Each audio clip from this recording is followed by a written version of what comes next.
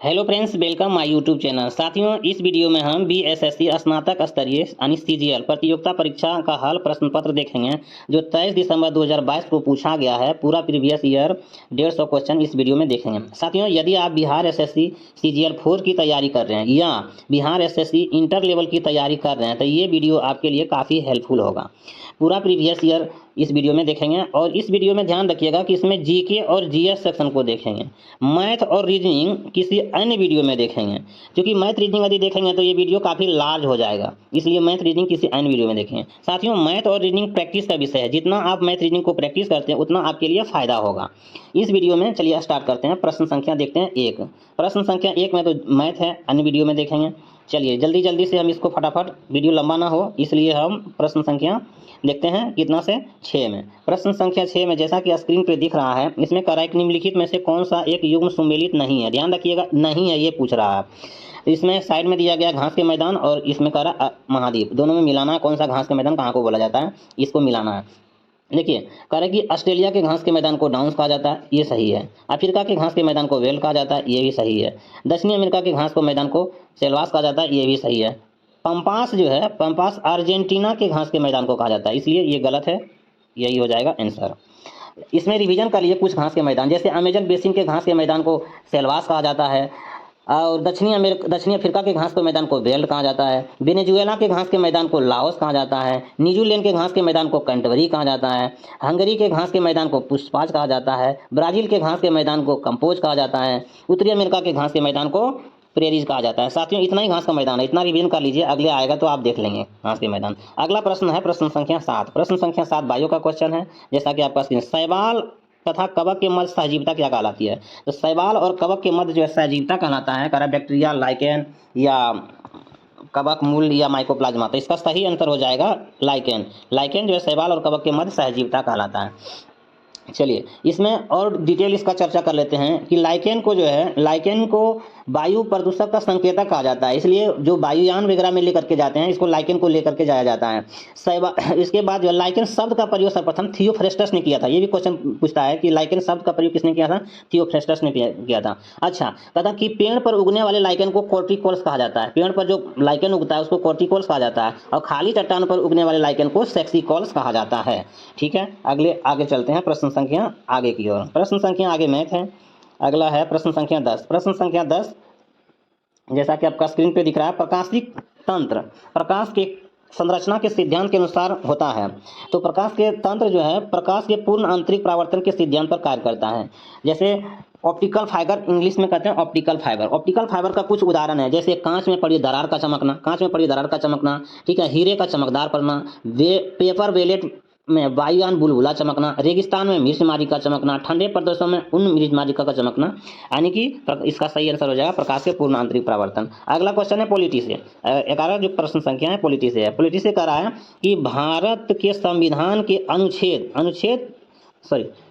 भारत के संविधान का अनुच्छेद कितना कर रहा है? भारत के संविधान के अनुच्छेद 157 किससे संबंधित है? तो 157 जो है राज्यपाल से संबंधित है। ठीक है, तो राज्यपाल में कह रहा है कि राज्यपाल की कार्यकारी शक्तियां से है या राज्यपाल की नियुक्ति से है? नहीं, राज्यपाल में के नियुक्त किए जाने वाली योग्यता से है। इसके बारे में आपसे पूछ रहा है, तो इसका सही आंसर हो जाएगा 157 का संबंध जो है राज्यपाल के नियुक्त किए जाने वाले योग्यता से है। तो योग्यता में क्या होना चाहिए? वह भारत का नागरिक हो, 35 वर्ष की आयु पूरा कर लिया हो, वह पागल या दिवालिया ना हो, तो ये योग्यता से संबंधित है। अच्छा, इसमें कह रहा है कि राज्यपाल की नियुक्ति, तो राज्यपाल की नियुक्ति कभी कभी अगर पूछेगा तो किस अनुच्छेद से संबंध है? तो 155। राज्यपाल की नियुक्ति का संबंध किससे है? 155 से संबंधित है। साथियों, राज्यपाल जो है राष्ट्रपति के प्रसार पर्यंत पर कार्य करता है। अगर राष्ट्रपति चाहे राज्यपाल को एक राज्य से दूसरे राज्य के राज्यपाल बनाने के लिए, तो राष्ट्रपति अगर चाहे तो वहां से बन सकता है।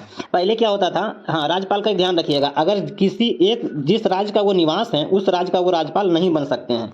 जिस राज्य का वो निवास रहते हैं उस राज्य का राज्यपाल नहीं बनाया जा सकता है। जैसे मान लिया जाए पश्चिम बंगाल का अगर व्यक्ति है तो वो पश्चिम बंगाल का राज्यपाल नहीं बन सकते हैं, बिहार का बन सकते हैं, असम का बन सकते हैं, अन्य प्रदेश से बन सकते हैं। अच्छा, इसमें क्या एक चीज, 7वां संविधान संशोधन 1956 के तहत, 7वां संविधान संशोधन 1956 के तहत एक व्यक्ति को 2 से अधिक राज्यों का राज्यपाल नियुक्त किया जा सकता है, वो राष्ट्रपति के प्रसार पर्यंत पर। अगला प्रश्न देखते हैं, प्रश्न संख्या कितना है? प्रश्न संख्या 12 है। प्रश्न संख्या 12 में कह रहा है क्या कि दक्षिणी गोलार्ध में समताप रेखाओं को कम टेढ़ी मेढ़ी होने का प्रमुख कारण क्या है।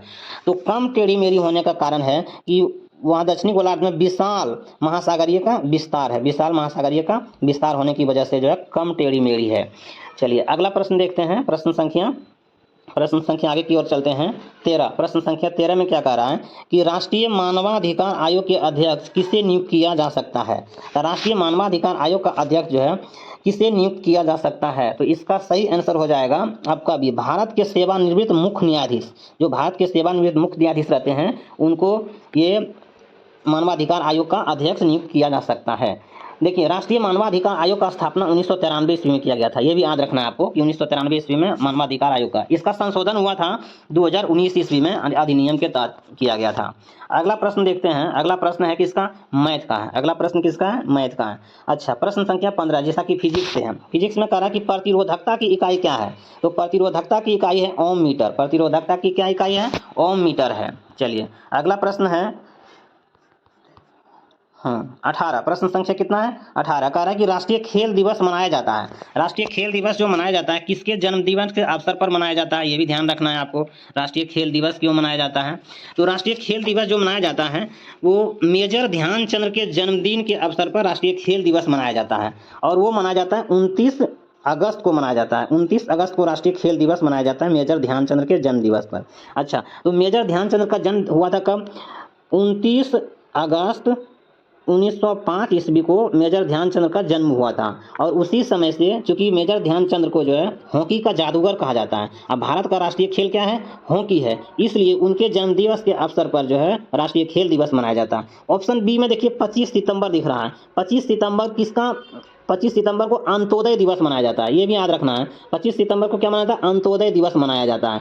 अच्छा 25 सितंबर को पंडित दीनदयाल की उपाधि के जयंती के उपलक्ष्य पर ही मनाया जाता है। अच्छा चलिए अगला प्रश्न देखते हैं, प्रश्न संख्या 19। प्रश्न संख्या देखेंगे, प्रश्न संख्या 19 में है कौन सा देश सार्क का सदस्य नहीं है। तो सार्क का सदस्य जो है मॉरिशस नहीं है। तो पहले ये जानिए कि सार्क का जो मुख्यालय है वो कहाँ पे है। सार्क का मुख्यालय कहाँ है, काठमांडू में है। सार्क का मुख्यालय कहाँ है, काठमांडू में है। सार्क का मुख्यालय कहाँ है, काठमांडू, जो कि नेपाल में है, जो कि कहाँ है, नेपाल में है।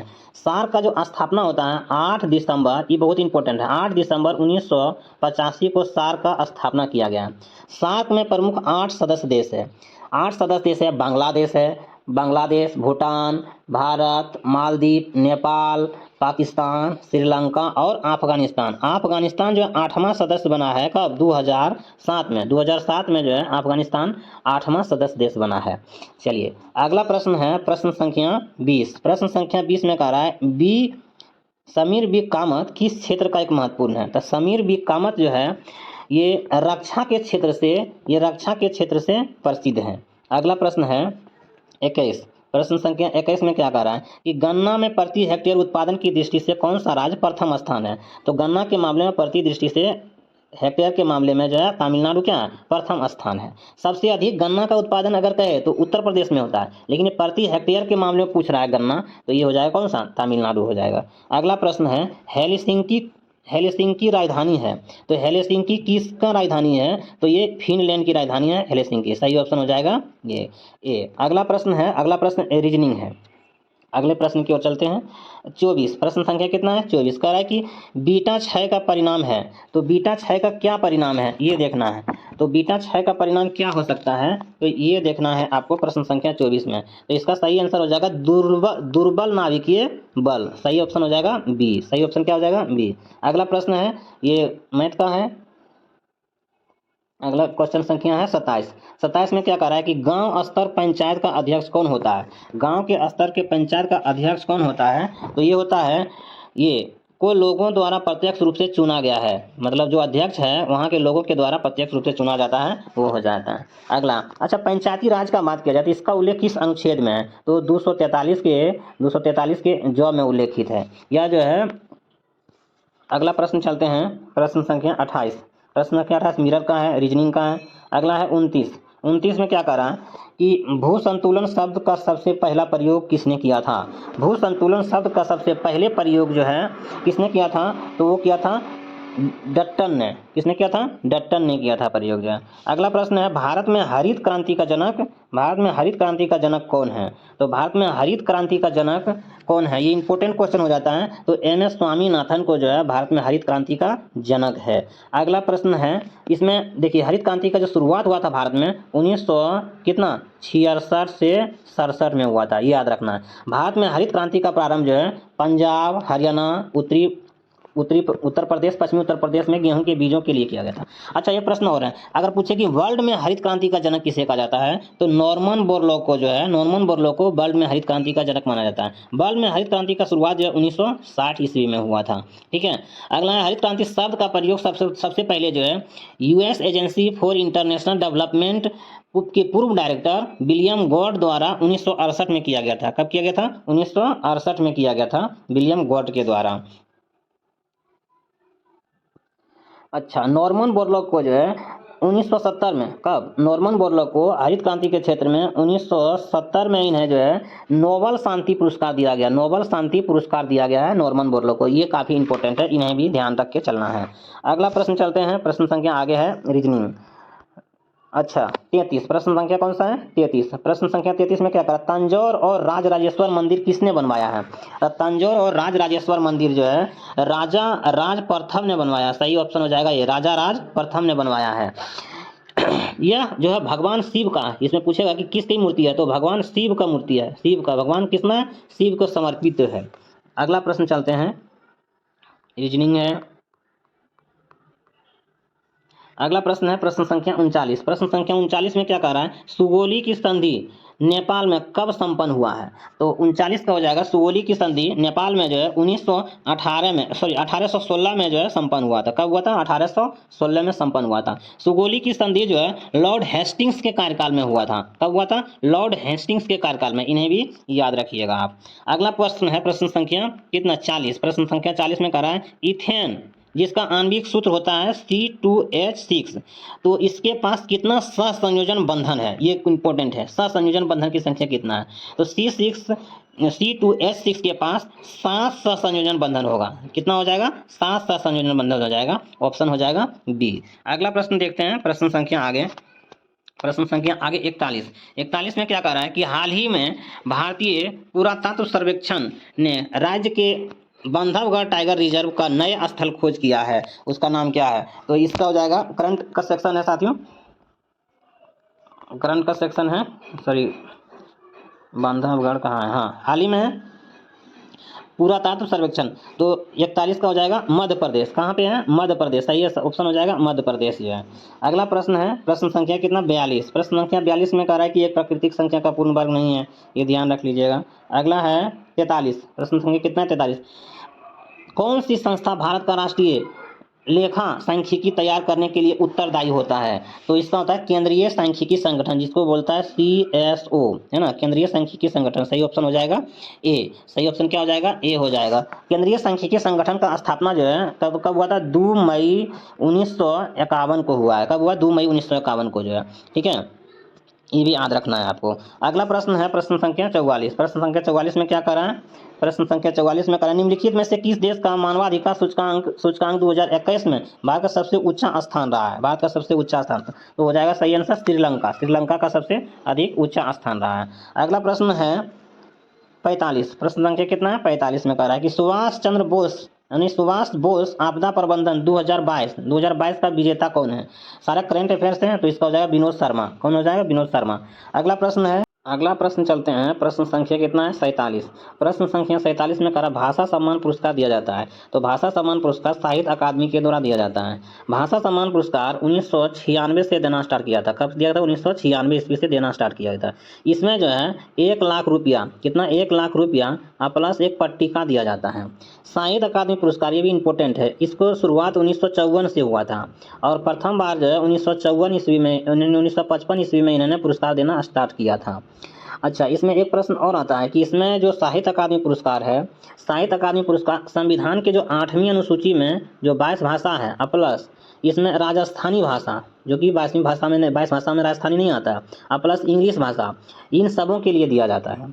अगला प्रश्न चलते हैं, प्रश्न संख्या नेक्स्ट प्रश्न संख्या 50 कह रहा है कि एक स्वप्रतिरक्षा विकार जो तंत्रिका पेशी संधि प्रभावित करता है इसे थकान, कमजोरी और कंकाल पेशियों का पक्षघात करता है। यह होता है किसके द्वारा होता है? तो इसका हो जाएगा ऑप्शन डी, माइस्थेनिया ग्रेविस के द्वारा होता है। किसके द्वारा होता है? माइस्थेनिया ग्रेविस के द्वारा होता है। इसमें क्या होता है कि मांसपेशी बुरी तरह से कमजोर हो जाता है। इसमें मांसपेशी बुरी तरह से क्या होता है?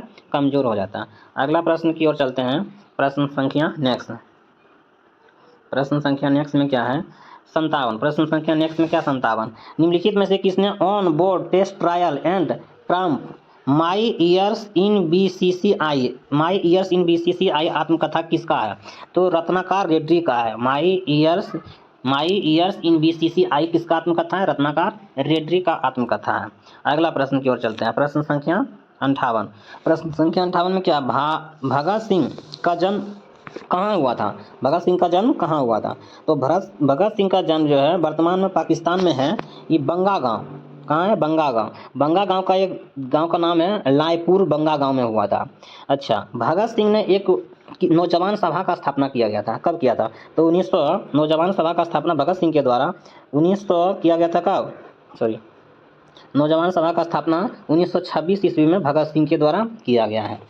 अच्छा, सैंडर्स हत्याकांड कब हुआ है? सैंडर्स हत्याकांड से जुड़ा हुआ है भगत सिंह जो है। तो सैंडर्स हत्याकांड जो हुआ 17 दिसंबर 1928 को होता है सैंडर्स हत्याकांड, है ना। 1928 को क्या होता है? सैंडर्स हत्याकांड, जिसमें भगत सिंह, सुखदेव गुरु और राजगुरु तीनों शामिल थे जो है। और उसी के तहत जो है लाहौर संयंत्र में जो है कब 1929 में लाहौर संयंत्र जो होता है 1929 में होता है। इसके तहत जो है भगत सिंह, सुखदेव गुरु और राजगुरु को, ध्यान रखिएगा डेट, 31 मार्च 1931 को फांसी दे दिया जाता है इन तीनों को जो है। अच्छा, इससे जुड़े एक और प्रश्न आता है कि भगत सिंह ने इनकलाब जिंदाबाद का नारा किसने दिया था? तो कई बार कहीं अगर ऑप्शन नहीं रहता है तो इनकलाब जिंदाबाद भगत सिंह ही मानना है। लेकिन अगर ऑप्शन में जो है इनकलाब जिंदाबाद का सबसे पहले प्रयोग जो है मोहम्मद इकबाल ने किया था। इनकलाब शब्द का प्रयोग जो है मोहम्मद इकबाल ने किया था। वो अपनी पुस्तक था, उसका पुस्तक का नाम था बंग-ए-दरा में पहली बार इनकलाब शब्द का प्रयोग किया था। भगत सिंह ने जो है इनकलाब जिंदाबाद का जो है नारा नहीं दिया था, इनका जो है लोकप्रिय किया था। कौन किया था? लोकप्रिय किया था इनके द्वारा। चलिए आगे प्रश्न की ओर बढ़ते हैं। प्रश्न संख्या है 59। कह रहा है कि जैन धर्म के 23वें तीर्थकर कौन थे? तो जैन धर्म के 23वें तीर्थकर पार्श्वनाथ थे और 24वें तीर्थकर महावीर थे। जैन धर्म में कुल 24 तीर्थकर हुए थे और 24वें तीर्थकर कौन थे? महावीर थे। और अंतिम तीर्थकर भी कौन हुए हैं? महावीर हुए हैं। अगला प्रश्न चलते हैं।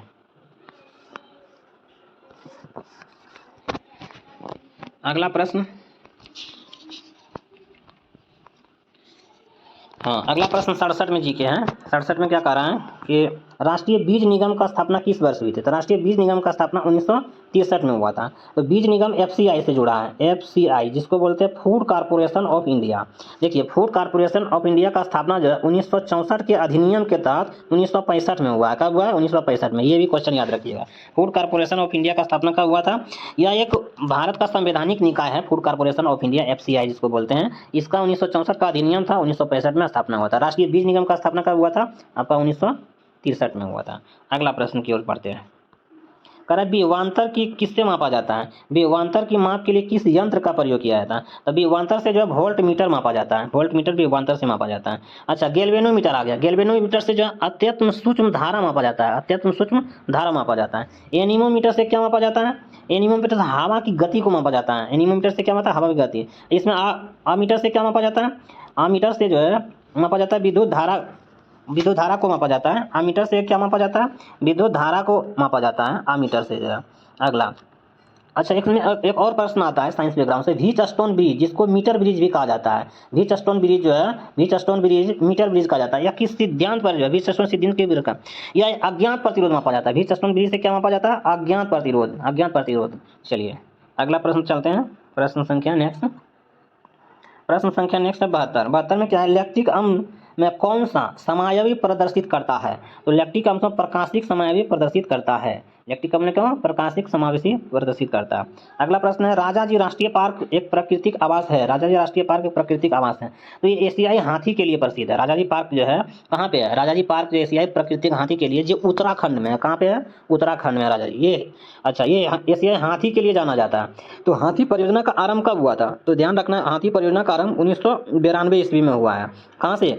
उत्तर, ये प्रारंभ हुआ था कहाँ से? सिंहभूम से हुआ। कहाँ से? सिंहभूम से हुआ, जो झारखंड में पड़ता है। सिंहभूम से कहाँ हुआ? झारखंड में पड़ता है। अच्छा, यहाँ से एक प्रश्न और आता है, भारत का राष्ट्रीय पार्क, भारत का प्रथम राष्ट्रीय उद्यान कौन सा है? भारत का प्रथम राष्ट्रीय उद्यान है जिम कॉर्बेट उद्यान। कौन है? जिम कॉर्बेट उद्यान है, जो उत्तराखंड में, जो कहाँ पे है? उत्तराखंड में है। अगला प्रश्न की ओर चलते हैं। अगले प्रश्न में वो रीजनिंग है। अगला प्रश्न है 85। प्रश्न संख्या कितना है? 85। प्रश्न संख्या 85 में क्या कह रहा है कि कैल्शियम कार्बाइड के 2 कार्बन परमाणु के बीच कितने प्रकार के बंध होते हैं? तो आप जानते हैं 2 प्रकार का बंध होता है, एक सिग्मा होता है, एक पाई बॉन्ड होता है। तो इसमें पूछ रहा है कितना होता है? 1 सिग्मा होगा इसमें और 2 पाई बॉन्ड हो जाएगा। 1 सिग्मा बॉन्ड हो जाएगा और 2 पाई बॉन्ड हो जाएगा। अगला प्रश्न की ओर चलते हैं। प्रश्न संख्या 87। प्रश्न संख्या 87 में कह रहा है कि मिशन इंद्रधनुष का मुख्य उद्देश्य क्या है? तो देखिए, मिशन इंद्रधनुष का उद्देश्य सभी बच्चों एवं गर्भवती महिलाओं को टीकाकरण से दिया गया था। भारत में जो है, भारत सरकार के द्वारा जो है कौन? स्वास्थ्य मंत्रालय और पर्यावरण कल्याण मंत्रालय के द्वारा 25 दिसंबर, ध्यान याद रखिए, 25 दिसंबर 2014 से ये मिशन इंद्रधनुष स्टार्ट किया गया है। मिशन इंद्रधनुष स्टार्ट किया गया है। अगला प्रश्न की ओर चलते हैं। प्रश्न संख्या 88 करा, वह शैवाल जिसका अंतरिक्ष में प्रयोग किया जाता है भोजन के रूप में। तो भोजन के रूप में जो प्रयोग किया जाता है उसका नाम, उस शैवाल का नाम है क्लोरेला। उस शैवाल का नाम क्या है? क्लोरेला। अच्छा, एक सवाल और पूछता है कि वह शैवाल कौन सा है जिसका नाम है, जिसे कि समुद्री सलाद के रूप में प्रयोग किया जाता है। ये भी क्वेश्चन पूछता है। अलवा नामक शैवाल का प्रयोग जो है समुद्री सलाद के रूप में प्रयोग किया जाता है। अगला प्रश्न की ओर चलते हैं। प्रश्न संख्या 89 में क्या, उच्च न्यायालय के न्यायाधीशों की नियुक्ति कौन करता है? तो उच्च न्यायालय के न्यायाधीशों की नियुक्ति राष्ट्रपति के द्वारा किया जाता है। उच्च न्यायालय के न्यायाधीशों की नियुक्ति कौन करता है? राष्ट्रपति के द्वारा करता है। अच्छा, संविधान के भाग 4 में ध्यान दीजिएगा, संविधान के कितना भाग 4 में जो है अनुच्छेद 214 से लेकर के अनुच्छेद 231 तक जो है उच्च न्यायालय के बारे में चर्चा किया गया है। इसके गठन, स्वतंत्र और न्यायिक क्षेत्र की शक्तियां के बारे में प्रयोग किया गया है। अच्छा, उच्च न्यायालय है तो वर्तमान में कितने उच्च न्यायालय हैं? वर्तमान में जो है 25 उच्च न्यायालय है। ये ध्यान रखिएगा, 25 उच्च न्यायालय है। अच्छा, सबसे पहली बार जो है उच्च न्यायालय का संस्था का प्रथम बार गठन हुआ था कब? 1862 ईस्वी में। 1862 ईस्वी में कोलकाता में स्थापना किया गया था, है ना। और उसके बाद उसी समय जो है 2 और उच्च न्यायालय स्थापना किया गया था, एक बम्बई और एक मद्रास। बम्बई और मद्रास भी किया गया था। अच्छा, चौथा उसी समय स्टार्ट किया गया था इलाहाबाद, जिसका प्रयागराज भी है। 1866 ईस्वी में इसका भी किया गया था, 1866 ईस्वी में इलाहाबाद उच्च न्यायालय का। अच्छा, उच्च न्यायालय से संबंधित यहाँ पे आए न्यायाधीशों का। तो उच्च न्यायालय में जो न्यायाधीश होते हैं उसका न्यूनतम आयु सीमा कुछ निर्धारित नहीं किया गया संविधान में, और इसका कार्यकाल भी कोई डिसाइड नहीं किया गया। लेकिन ये कहा गया है कि अगर व्यक्ति का उम्र अगर 62 साल हो जाता है तो वो वहाँ से जो है पद आयु छोड़ सकते हैं, पद ग्रहण को छोड़ा जा सकता है। इसलिए ध्यान रखना, इनका कोई कार्यकाल के बारे में नहीं दिया गया कि 5 वर्ष का होगा, 6 वर्ष का है, 62 साल की आयु दिया गया है। इसका न्यूनतम सीमा निर्धारित नहीं किया गया है कि 18 साल या 35 साल के बारे में होंगे। चलिए, ये भी ध्यान रखिएगा। अगला प्रश्न है, ब्रेड बनाने के लिए किसका प्रयोग किया जाता है? ब्रेड बनाने के लिए किसका प्रयोग किया जाता है? तो ब्रेड बनाने के लिए सेक्रोमाइसिस सेरेबिस का प्रयोग किया जाता है। ऑप्शन हो जाएगा डी, सेक्रोमाइसिस सेरेबिस का प्रयोग किया जाता है ब्रेड बनाना है। अच्छा, इसमें ब्रेड जिसको ईस्ट बोलता है, इसमें विटामिन बी पाया जाता है। इसमें कौन सा विटामिन पाया जाता है? विटामिन बी पाया जाता है। अगला प्रश्न की ओर चलते हैं। अगला प्रश्न है 91 में क्या कहा, भारतीय संविधान के किस संशोधन अधिनियम द्वारा न्यायाधिकरण ट्रिब्यूनल जोड़े गए हैं? न्यायाधिकरण यानी ट्रिब्यूनल शब्द का प्रयोग किया गया है। तो आप जानते हैं 42वां संविधान संशोधन को जो है मिनी संविधान संशोधन कहा जाता है, जो 1976 में हुआ है ना, 1976 में हुआ था। इसी के तहत जो है ट्रिब्यूनल शब्द जोड़े गए हैं। 44वां संविधान कब हुआ था? 1978 में हुआ था, ठीक है। 42वां संविधान में जो गलतियां हुई थी उसको सुधार के लिए 44वां संविधान संशोधन लाया गया था। अच्छा, इसमें प्रमुख चीज और आते हैं कि 42वां संविधान संशोधन के तहत जो है मूल कर्तव्य जोड़ा गया है, और प्रस्तावना जिसे संविधान के आत्मा कहा जाता है, प्रस्तावना में जो है समाजवादी शब्द का प्रयोग किया गया था। दूसरा शब्द प्रयोग किया गया था समाजवादी, उसके बाद धर्मनिरपेक्ष, है ना, और तीसरा शब्द प्रयोग किया गया अखंडता। ये तीनों पूछा जाता है जो इंपॉर्टेंट है। समाजवादी, धर्मनिरपेक्ष और अखंडता शब्द पर जोड़ा गया था 42वां संविधान संशोधन 1976 के तहत जो है। चलिए, ये भी ध्यान रखना है। और मूल कर्तव्य भी 42वें संविधान संशोधन के तहत जोड़ा गया था, और इन्हें 42वां संविधान संशोधन को जो है क्या कहा जाता है? मिनी संविधान संशोधन भी कहा जाता है। अगला है 52, प्रश्न संख्या क्या 92 है। ग्राही कोशिकाएं, डेट इज शलाका और शंकु उपस्थित होता है। तो इस कहाँ उपस्थित होता है? आँख का एक पार्ट है इसमें, रेटिना में उपस्थित होता है। अगला प्रश्न की ओर चलते हैं। प्रश्न संख्या 93 में क्या करा है कि भारत के संविधान में कौन सा अनुच्छेद राष्ट्रपति या उपराष्ट्रपति के चुनावों से संबंधित शंकाओं या विवादों का निर्णय करता है? तो देखिए, चुनाव संबंधित राष्ट्रपति और उपराष्ट्रपति के शंकाओं विवाद का निर्णय करता कौन? अनुच्छेद 71, अनुच्छेद 71। अच्छा, अनुच्छेद 81, अनुच्छेद 81 किससे संबंधित है? अनुच्छेद 61 किससे संबंधित है? ये सारा जानिएगा। एक ट्रिक आप याद रखिए, सरला। क्या रखिएगा याद? सरला। सरला स्व से होता है संसद, है ना। स्व से क्या हो गया? संसद। र से हो गया राज्यसभा और ल से हो गया लोकसभा। तो अनुच्छेद 79, अनुच्छेद 80, अनुच्छेद 81। तो स्व से होगा संसद अनुच्छेद 79 में, र से हो गया राज्यसभा अनुच्छेद 80 में, और ल से हो गया लोकसभा अनुच्छेद 81 में। तो इसलिए अनुच्छेद 81 का संबंध किससे है? लोकसभा से। अच्छा, अनुच्छेद 61 आ गया। अनुच्छेद 61 के तहत राष्ट्रपति पर जो है महाभियोग लगाया जाता है। महाभियोग की प्रक्रिया लोकसभा या राज्यसभा से स्टार्टिंग किया जाता है। तो अनुच्छेद 61 के तहत जो है राष्ट्रपति या उपराष्ट्रपति पर महाभियोग प्रक्रिया द्वारा या सर्वोच्च न्यायालय के मुख्य न्यायाधीश को महाभियोग प्रक्रिया के द्वारा हटाया जा सकता है। इसलिए अनुच्छेद 61 उसके लिए संबंधित है। और अनुच्छेद 71 तो हो गया राष्ट्रपति उपराष्ट्रपति से विवाद के निपटारों के लिए। अनुच्छेद 81 हो गया किससे? सरला से, यानी संसद। संसद में याद रखिएगा 79, 80 और 81 रिवीजन करते चाहिए। अगला प्रश्न है 95। प्रश्न संख्या 95 का बेटी बचाओ बेटी पढ़ाओ योजना का आरंभ कब किया गया था? तो ध्यान रखिएगा 22 जनवरी, है ना, डेट भी याद रखिएगा। 22 जनवरी 2015 को बेटी बचाओ बेटी पढ़ाओ का नारा यहाँ हरियाणा के, कहाँ से? हरियाणा के पानीपत जिले से स्टार्टिंग किया गया था। बेटी बचाओ और बेटी पढ़ाओ का नारा स्टार्टिंग किया गया था। अच्छा, इसमें सुकन्या समृद्धि भी योजना लाया गया था बेटी के लिए कि उनके खाता धारक में न्यूनतम 250 रुपया या 1.5 लाख रुपया तक जमा कर सकता है, जिससे उनकी उम्र 18 साल होने पर उसे शादी विवाह होने में दिक्कत नहीं हो। प्रधानमंत्री मोदी के द्वारा 22 जनवरी 2015 को क्या लाया गया था? बेटी बचाओ बेटी पढ़ाओ, हरियाणा के पानीपत के हरियाणा जिले से। ये इंपॉर्टेंट क्वेश्चन है। अगला प्रश्न करते हैं। अगला प्रश्न संख्या है 96। प्रश्न संख्या 96 किस अवधि को योजना अवकाश कहा गया है? तो योजना अवकाश 1966 से 1969 को जो है योजना अवकाश कहा गया है। अच्छा, इसमें पूछता है कि अनवरत योजना जिसको रोलिंग प्लान कहा जाता है, रोलिंग प्लान कब लाया गया था? तो ये 1978 में लाया गया था रोलिंग प्लान। ये भी याद रखिएगा 1978 में क्या लाया गया था? रोलिंग प्लान लाया गया था। अच्छा, रोलिंग प्लान जिसको किसने स्टार्ट किया था? तो गुरनार मिल्डर, एशियन ड्रामा एक पुस्तक था, इसका एशियन ड्रामा पुस्तक का लेखक गुरनार मिल्डर, उन्होंने अनवरत योजना का उसी पुस्तक में लिखा गया था, अनवरत योजना का उल्लेख किया गया था। ठीक है, अगले प्रश्न की ओर चलते हैं। नेक्स्ट अगला प्रश्न कौन सा है? प्रश्न संख्या 99 में क्या है? अनुच्छेद 39 के एक संबंध किससे है? तो अनुच्छेद 39 के एक संबंध है समान न्याय और निःशुल्क विधिक सहायता से। समान न्याय और निःशुल्क विधिक सहायता से, ऑप्शन हो जाएगा बी। अगला प्रश्न है प्रश्न संख्या कितना है? 100। प्रश्न संख्या 100 में क्या कहा कि हर्यक वंश बिंबिसार राजवंश का शासक कौन था? तो बिंबिसार राजवंश जो है हर्यक वंश का शासक था। चलिए अगला प्रश्न की ओर चलते हैं।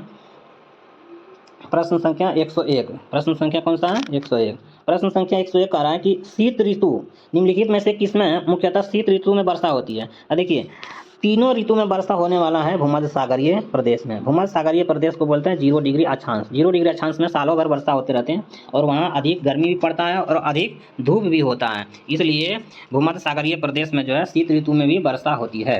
वहाँ पे वर्षा जो है वार्षिक औसत मापा गया 35 से 90 डिग्री सेंटीमीटर तक भूमध्य सागरीय में वर्षा होते रहते हैं। अगला प्रश्न की ओर चलते हैं। प्रश्न संख्या 118। बीच में जीके का कोई क्वेश्चन नहीं था इसलिए हमने उसको नहीं लाया।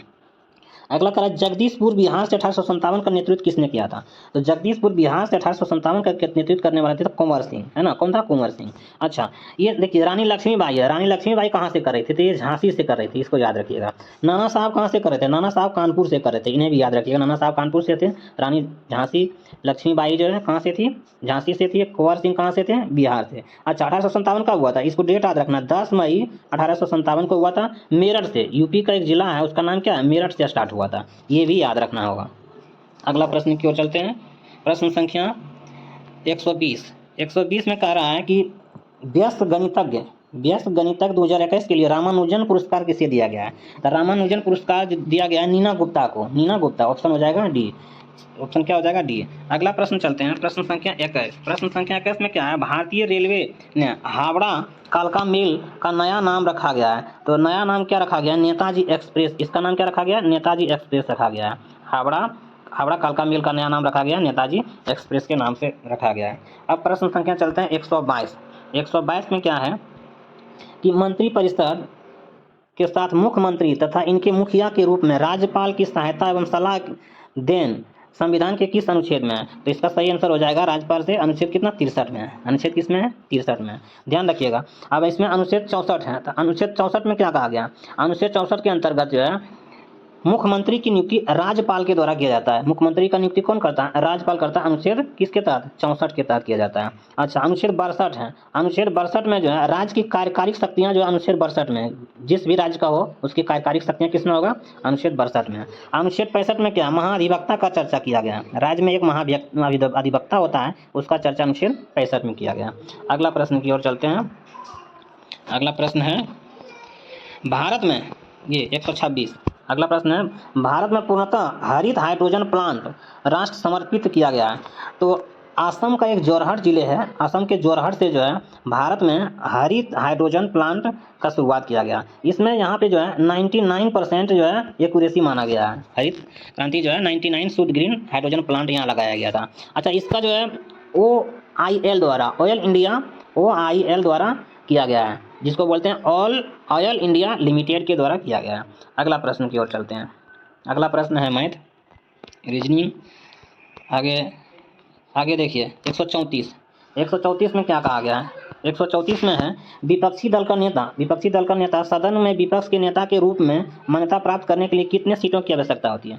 साथियों, भारतीय संविधान में 10% सीट लाना आवश्यक होता है। अगर कोई 10% सीट नहीं लाएगा तो वो विपक्ष में भी बैठने का अधिकार नहीं है।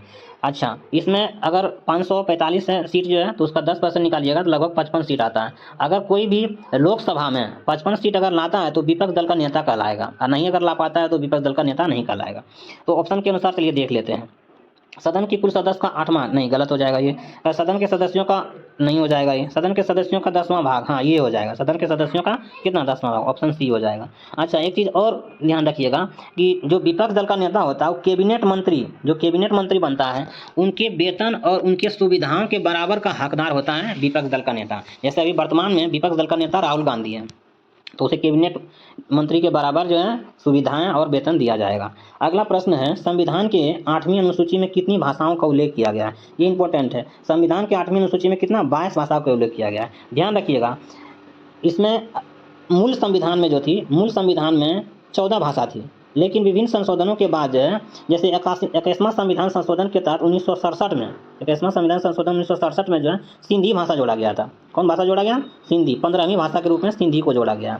फिर 71वां संविधान संशोधन हुआ था 1992 में हुआ था। इसमें जोड़ा गया था कोंकणी, मणिपुरी और नेपाली शब्द जोड़ा गया, नेपाली भाषा जोड़ा गया था। उसके बाद फिर होता है 52वां संविधान संशोधन, कब? 2003 में जो है 2003 में जोड़ा गया। तो इसमें जोड़ा गया बोडो, डोगरी, मैथिली और संथाली। ध्यान रखिए, इसमें 4 भाषा जोड़ा गया, बोडो, डोगरी, मैथिली और संथाली भाषा जोड़ा गया है। तो इसमें अभी वर्तमान में जो है कितना भाषा हो गया? 22 भाषा हो गया, ध्यान रखना है। अगला प्रश्न की ओर चलते हैं। प्रश्न संख्या 36। राज्य के शिवराजपुर तट को ब्लू फ्लैग सर्टिफिकेट दिया गया है, तो वो किस राज्य में है? तो गुजरात राज्य में है। किस राज्य में है? गुजरात राज्य में है ब्लू सर्टिफिकेट दिया गया है। वो वर्तमान में किस राज्य में है? गुजरात राज्य में है। अगला प्रश्न की ओर चलते। अगला प्रश्न है प्रश्न संख्या 137। 137 में कहा है भारत का पहला चंद्रयान फर्स्ट किस स्थान से लॉन्च किया गया है? तो साथियों, चंद्रयान फर्स्ट एवं चंद्रयान सेकंड दोनों श्रीहरिकोटा आंध्र प्रदेश से प्रक्षेपित किया गया है। डेट भी याद रखना जरूरी है आपको। पहला चंद्रयान जो गया था उसको जो है 22 अक्टूबर 2008 में लॉन्च किया गया था, और दूसरा जो था 22 जुलाई, डेट सेम ही है, 22 जुलाई 2019 को लॉन्च किया गया है। ये दोनों याद रखना है कि चंद्रयान फर्स्ट जो है 22 अक्टूबर 2008 को लॉन्च किया गया, और चंद्रयान 2 जो है 22 जुलाई 2019 को लॉन्च किया गया। किस स्थान से? श्रीहरिकोटा। श्रीहरिकोटा कहाँ है? आंध्र प्रदेश में। चलिए अगले प्रश्न की ओर बढ़ते हैं। अगला प्रश्न है 139। किसे यूनेस्को का शांति पुरस्कार 2022 में दिया गया है? तो 2022 में जो है जर्मनी के पूर्व चांसलर एंजेला मार्केल को दिया गया है। ऑप्शन हो जाएगा कौन सा? ए। अगला प्रश्न की ओर चलते हैं। प्रश्न संख्या नेक्स्ट में क्या है?